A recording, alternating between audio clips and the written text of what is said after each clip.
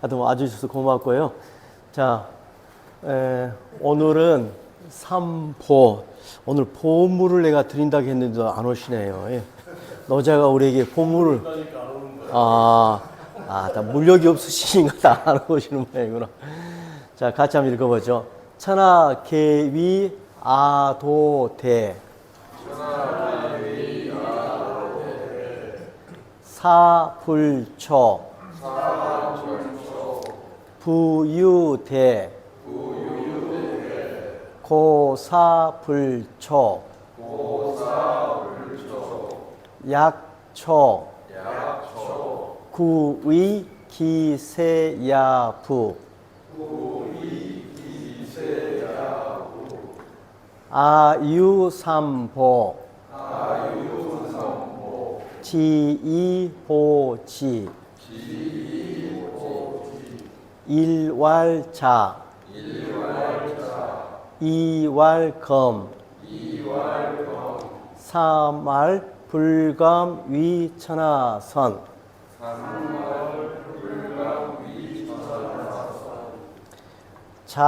자고능용. 검고능광. 불감위천하선.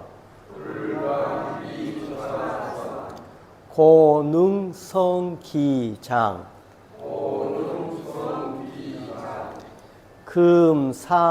금사자차용. 사검차광. 사후차선. 사의. 부자. 이전즉승. 이수즉고. 천장구지. 이자위지. 자, 오늘은요, 노자가 우리 전에 그러니까 도를 비유하는 말로서 먹여주는 어머니 식모란 단어 썼던 거 기억나시죠? 거기에 비해서 가르치는 아버지, 교부는 식모보다 한 단계 아래인 어떤 현실적인 방편이라 할까 그런 차선책으로서 제시한 적이 있어요. 오늘도 비슷할 거예요. 어떤 도라는 게, 노자가 꿈꾸고 있는 그 도라는 게 좋게 말하면 대단히 커요. 근데 그걸 뭐랄까 현실적인 관점에서 보면 크긴 큰데 현실적으로 무슨 쓸모가 있지? 가령 우주의 섭리와 하나가 되어서 우주의 운행과 더불어서 우주적인 삶을 산다. 말은 거창하니 그럴싸하게 보여요. 근데 현실 삶에서 그게 도대체 어떤 의미를 갖고 말만 크지 실제로는 아무 소용없는 거 아니야? 라는 비판을 받을 수가 있어요. 그래서 천하 사람들이 계위 말한다. 이 말하는 내용이 이 두 구절이에요. 아도대. 내가 말하는 도는 커요. 크기 커.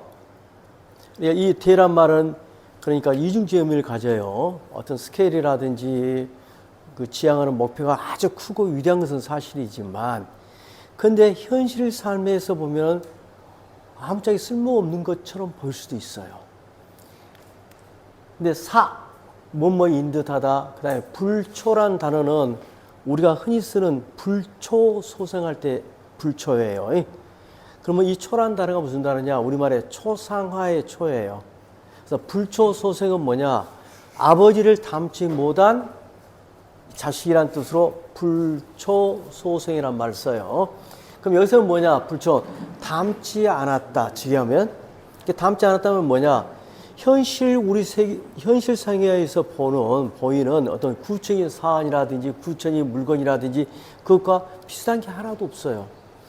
네의 돈은 크기는 크는데 불초, 뭔가와 닮은 것 같지가 않아. 즉 현실 세계에 없는 것 같아. 허황된 것 같아.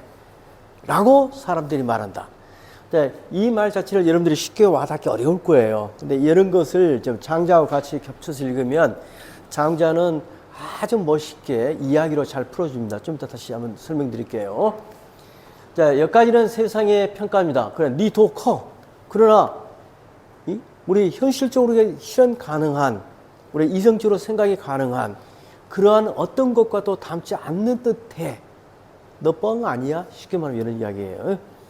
그러니까 노자가 말합니다. 부유대고사불초. 자, 대저 오직 크기 때문에 그러므로 불초, 닮지 않는 듯 하는 법이다. 이것도 쉽게 이해가 안 될지 몰라요. 여러분들 뭐 대기름 만성이다, 그 다음에 큰 소리는 들리지 않는다, 이런 말 기억나시죠? 그거와 똑같이 큰 형상, 대상은 모양이 없어요. 진짜 큰 상은 모양이 없어요. 그러니까 그 말만 갖고도 이건 설명이 가능하죠. 그래, 내 이야기는 자유구라는 이야기 가지고 큰 이야기야. 큰 것은 내가 설명했었잖아. 원래 모양이 없다고. 그것도 좀 이따 설명 다시 한번 보완해 드릴게요. 크기 때문에, 그러기 때문에 보통 사람들의 상식적인 수준에서 보면 그것은 어떤 것과도 닮지 않는 듯이 보여요. 약초. 자, 너희들 말처럼 약초. 만약에 닮았다면, 자, 이 문장은 도치 문장인데요. 기세야부, 이건 감탄조사고요. 그것이 새 가늘다. 여기서는 더 나가서 굵은 것에 큰 것의 반대 가늘다. 그래서 의미상으로 여기서는 자질구레하다.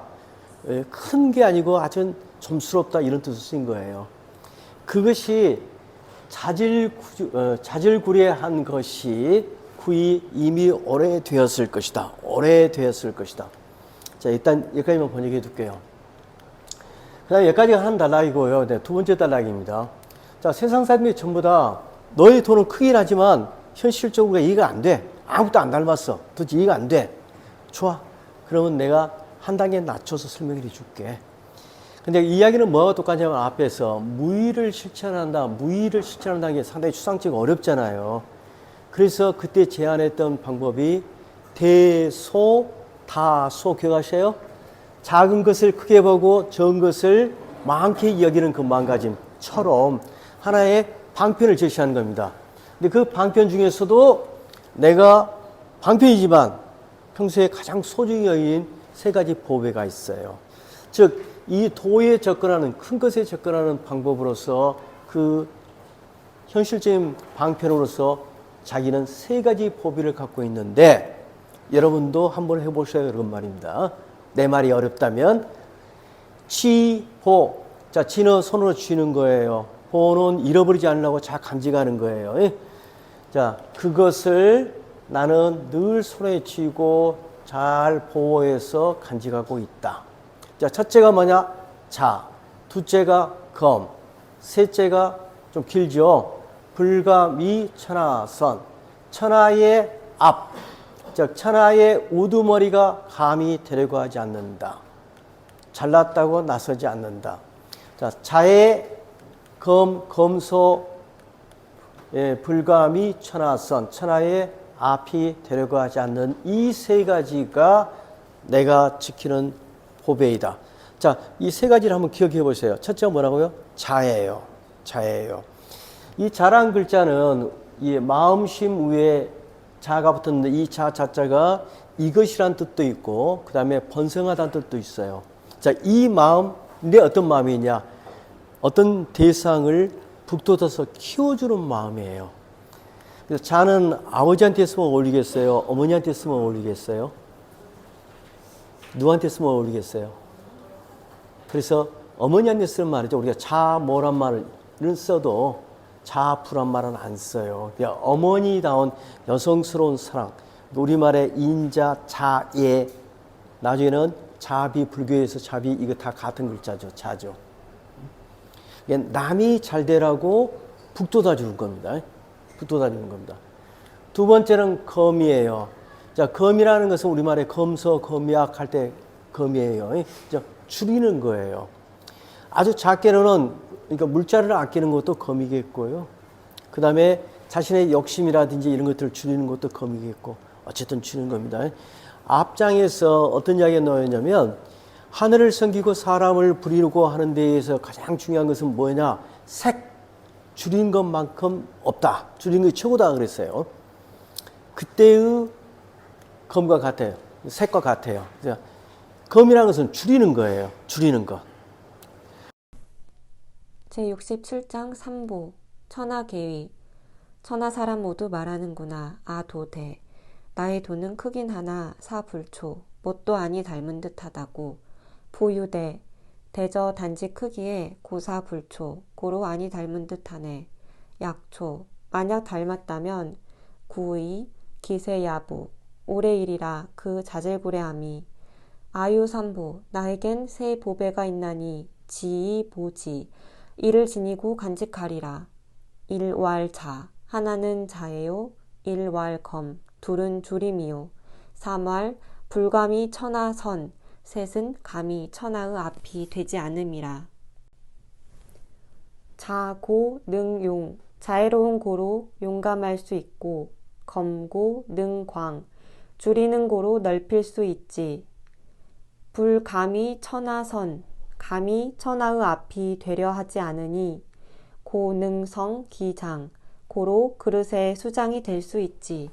금 이제 사자 차용 자애를 버리고 장차 용감하거나 사검 차광 줄임을 버리고 장차 넓히거나 사후 차선 뒤섬을 버리고 장차 앞선다면 사의 죽게 되리라. 부자 대저 자에는 이전 즉승 이로써 싸우면 이기고 이수 즉고 이로써 지키면 굳건하지. 천장구지 하늘이 장차 그를 구하려 하면 이자위지 자애로서 그를 지켜준다네. 해설 제41장에서 노자는 도를 형용하기를 큰 형상은 모습이 없다고 했다. 도는 대상이기에 감각기관으로 포착할 수 있는 구체적인 모습이 없다는 의미이다. 따라서 세상에서 그것과 닮은 것을 찾을 수가 없는 게 당연하다. 그렇지만 상식적인 관점에서 보면 쉽게 받아들이기 어렵다. 그래서 세상 사람들은 노자의 도를 무엇과도 닮지 않은 기괴한 것으로 생각한다. 사실 노자의 이야기는 크기만 하지 구체적인 일에 아무런 쓸모가 없다는 의미를 내포하고 있다. 이에 노자는 흔쾌히 동의한다. 왜냐하면 자신이 말하는 도는 현실 세계의 존재물이 아니고 우주의 궁극이나 본원이라는 점을 잘 알고 있기 때문이다. 다시 말해 노자의 시선은 성스러운 곳을 향하고 있다. 여기에서 이해를 돕기 위해 장자에 나오는 일화 하나를 보기로 하자. 어느 날 장자의 친구이자 논적인 해자가 재미있는 이야기를 지어내어 장자의 도는 크기만 하지 쓸모가 없다고 공격했다.